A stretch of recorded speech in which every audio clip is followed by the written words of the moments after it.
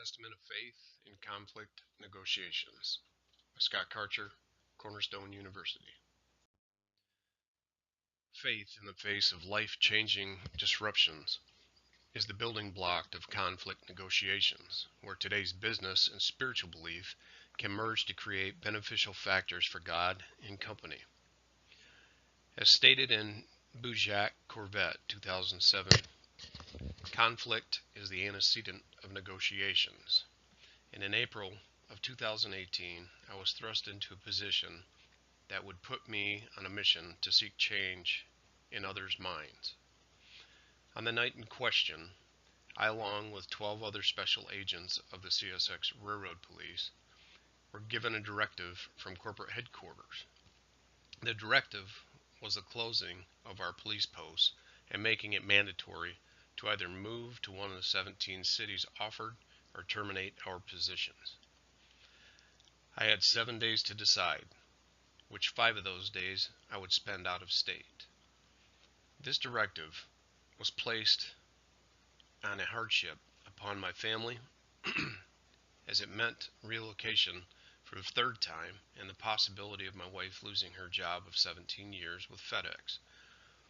My first response was to escape and not go out of state, but I was encouraged by my boss to seek a meeting with the chief of police. As I stated in Sand and Johnson 2011, conflict is an opportunity, and I am not a person to pass up such a chance. As a declaration of sovereignty, I turned my heart and mind to God for strength, wisdom, and comfort as my statement of trust, and allowed God to direct my family in what His plan was. Though being distraught, I intended to plead my case with humility and respect in a way that would honor God. As my family stood to lose financially in what appeared to be a brazen move by my employer. Over prayer, my wife and I sought creativity to save our home, which we had invested a large amount of money into and time as well. Negotiations were not only to begin with my employer, but my wife also began speaking with her company in an attempt to relocate to an adjacent city to maintain her current position. During negotiations with my superiors, I placed aside my anger and anxiety and spoke with confidence, setting the tone, which is stated in Boujak Corvette 2007, page 205, through relevant information, which I brought forth to make them aware of the direct impact and hardship this move was to make on my family. Throughout negotiations, all parties posed positions clearly, with counteroffers in a professional and respectful manner.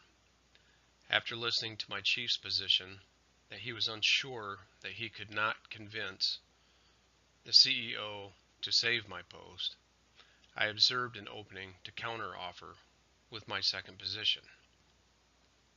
I began narrowing, advising that my wife's company was looking at possibility of transferring her.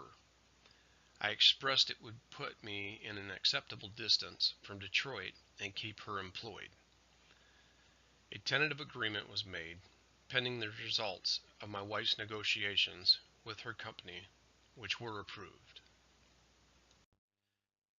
In June of 2018, we placed our house on the market, and I asked God to show a sign of a dragonfly in the window of a house that He would choose for us to live.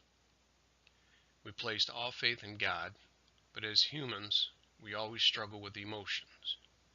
My wife and I, though frustrated from having to leave our home, finished our repairs with the quality of work we would apply if it was not going on the market. We located a home which we chose, although looking for the sign I asked for. A week later, I was notified that a management position on the hazmat team that I worked on opened, and I applied for it.